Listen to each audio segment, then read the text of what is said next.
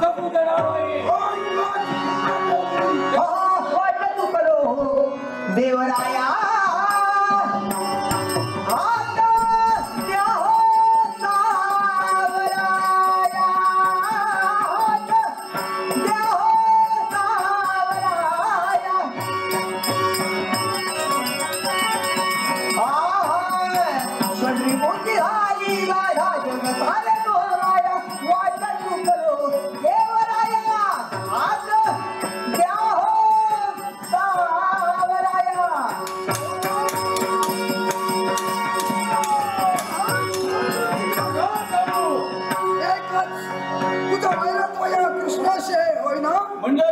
असं समज पण काही संधी देतोय. मिळालेला हा जन्म जर सार्थकी लावायचा असेल तर हा अधर्म मग ही तुझी मनीषा असेल तर ती तुझी मनीषा पूर्ण करत असताना हा तुझा वेळ म्हणून कैलासवाराला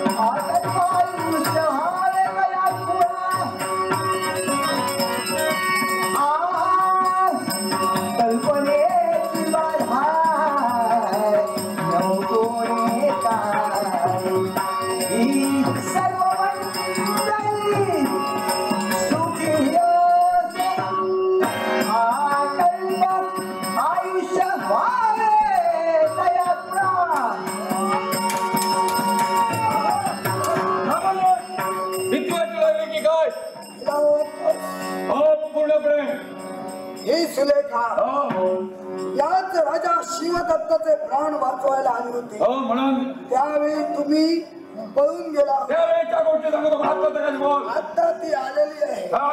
मला पाहायचंय म्हणजे तिच्या जीवावर उड्या असं समज आणि तिच्याशी युद्ध करायला तयार. देवा हे वीरा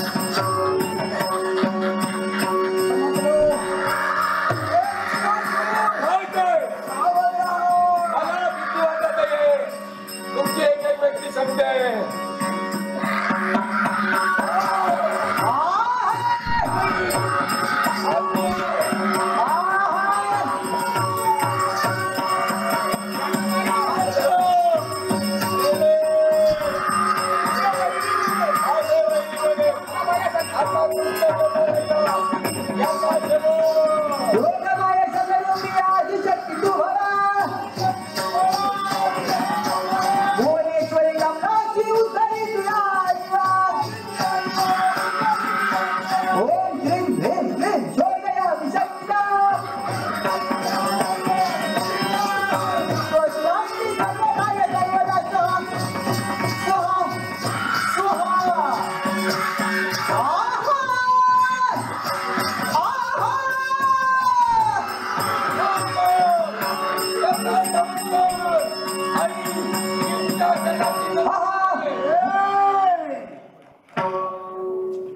मी तुझ्या चरणाचे नतमस्तक नतमस्तक झालास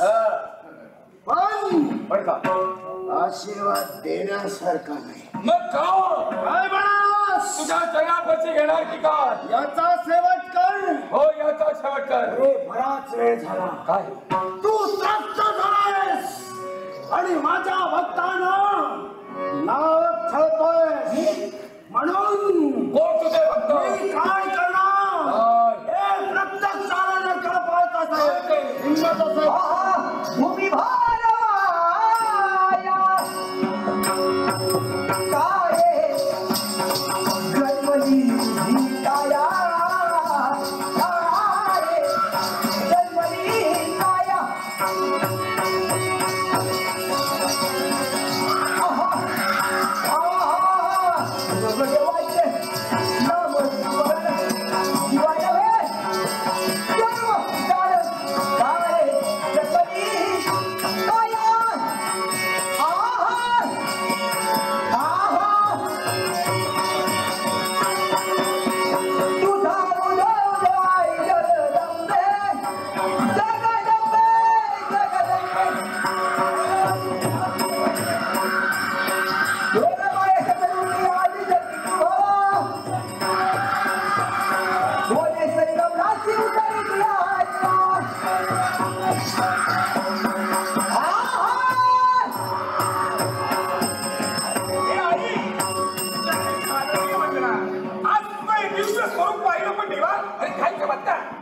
देवा हा गर्दभ आणि काय बसतंय पण त्याच्या या गर्दभाला हे शिर राजकट अरे बापरे गर्दभाचं शिर राजकट देवा कसा काय नारद हा अरे हे देव तत्व आहे या विश्वात अशक्य तरी शक्य करणं देवाच्या हाती आहे.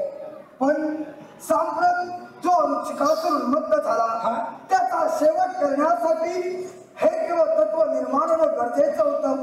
पण केवळ ज्या राजाला आणि त्या गर्दभाला पाहतोयस अरे हे कुणी सामान्य नव्हे.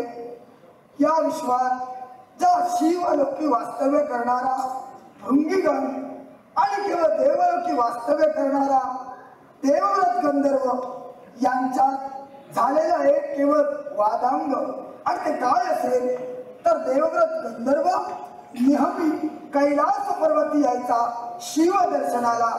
त्यावेळी भृंगीगण तिथे असायचा. पण एके दिवशी प्रमाद असा घडला की केवळ दोघेही एकमेकांची निर्भत्सना करू लागले. तू श्रेष्ठ मी श्रेष्ठ हा वादांग निर्माण करू लागले.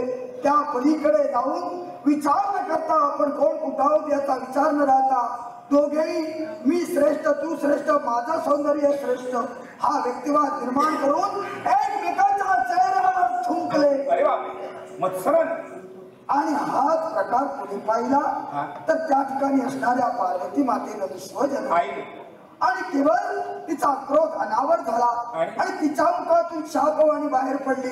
तुम्ही दोघेही देव तत्वातील घटक असताना तुमचा हातून अपराध घडला अर्थात या आईचा तुम्हाला शाप भोगावा लागेल. अरे बापरे हे भृंगीगण तू एका मानवाप्रमाणे केवळ ही कृती केलीस म्हणून हे भृंगीगणा तुला पुढील जन्म एका मानवाचा प्राप्त होईल. आणि हे देवव्रत गंधर्वा केवळ तू देवतत्वातील घटक असताना एखाद्या पशुप्रमाणे तुझ्या हात पडून ही घटना घडली म्हणून यापुढे तुला गर्दभाचा जन्म प्राप्त होईल. तो देवव्रत गंधर्व गर्दभ रूपानं आणि केवळ भृंगीगण राजाच्या रूपानं या भूतलावर अवतीर्ण होते. पण त्याच वेळी त्यांच्या मुखातून शब्दबाहेर पडली आई आम्ही शरण आहोत.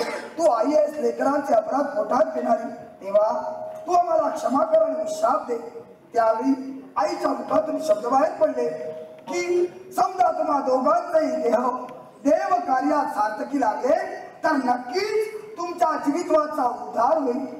हे झालं यांच्या पण तेव्हा आम्हालाही कळत नाही या ठिकाणी सुलेखा होती ती गेले कुठं? आहे ना इथंच आहे. इथं आहे. अरे ती सुलेखा म्हणजे कोणी सामान्य नव्हे, त्याच शिवलोकी वास्तव्य करणारी पार्वती मातेची दासी विजया होय.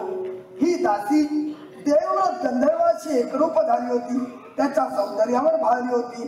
ज्यावेळी हा प्रमाद घडला त्यावेळी देवव्रत गंधर्वाची बाजू असत्याची असताना देखील ती सत्याची आहे असा अर्थ मांडण्याचा प्रयत्न केला. त्यावेळी आईच्या क्रोधाची ती बळी ठरली आणि आईनं तिलाही शाप दिला, तुला पुढील जन्म मानव योनीत एखाद्या सामान्य घरात घ्यावा लागेल. त्यावेळी आईजवळ तिनं शापाची याचना केली. आईनं तिला शाप दिला. तो मानवी जीवन जगत असताना समजा एखाद्या शास्त्रवंताशी गाठाभेट झाली आणि तुझं लग्न झालं, पायव्रत धर्म तू आचरणात आणलंस आणि त्याच वेळी पतिव्रता नारीचं पुण्य तुझ्या पदरी असेल आणि तुझा देह जर का देव कार्यात सहभागी करशील तर नक्कीच तुझा उद्धार होईल. त्याच वेळी ही आई या विश्वात अवतीर्ण झाली. आईच्या हाती शस्त्र नव्हतं, ते शस्त्र मिळवण्यासाठी तिने आपला देह खर्ची घातला आणि त्याच सुलेखाच्या पतिव्रता नारीच्या शरीरापासून निर्माण झालेलं खडक म्हणजे ही सुलेखा. म्हणजे हे शस्त्रावर मला सुलेखा वावरते. हो. पण देवा मला एक सांग, या माईनं हे अवतार कार्य घेतलंय, प्रत्येक अवतार कार्याला काहीतरी विशिष्ट महत्व आहे. मग देवा याची महती काय?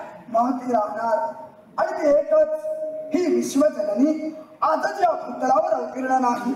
शुंभ निशुंभापासून महिषासूर दुर्गम अनेक केवळ दैत्य शक्ती या भूतलावर उन्मत्त होत आहेत आणि केवळ नाहक या जीवाना छळत आहेत आणि त्याच दैत्य शक्तीच्या हरणासाठी ही आई आतापर्यंत दुर्गा अवतीर्ण आहे. या आधी आईचे 6 अवतार मागे पडले आणि ते कुठले असतील तर शैलपुत्री, ब्रह्मचारिणी, चंद्रघंटा, कुष्मांडा, स्कंदमाता, कात्यायनी असे केवळ 6 अवतार मागे पडले आणि सांप्रतच्या परिस्थितीत या विश्वात अवतीर्ण असणारी काळाप्रमाणे या केवळ अमावास्येच्या रात्री यांच्या जीवनात प्रवेश करणारी ही माता केस विखुरलेली, कृष्णवर्णीय, त्रिनेत्रधारी आणि केवळ या गर्दमावर आरूढ होणारी माता या विश्वात ओळखली जाईल त्या 7व्या रूपानं, ते म्हणजे कालरात्री. कालरात्री माता. कालरात्री असा तुझा आशीर्वाद भक्तजनांच्या पाठीशी राहू दे. पण अजूनही रुचिका नामक शक्ती या विश्वात अवतीर्ण आहे. तिचा नाश करण्यासाठी देवतांच्या पाठीशी राहा आणि केवळ अर्ध गर्दभ आणि अर्धमानव राजाचं शिरकमल गर्दभाच्या देहावर आणि गर्दभाचं शिरकमल राजाच्या देहावर, अर्थात हे स्थित्यंतर दूर करून आजपासून हे तुझं वाहन गर्दभ बनून या गर्दभावर आरूढणारी माता विश्वाचं कल्याण. आई आशीर्वाद.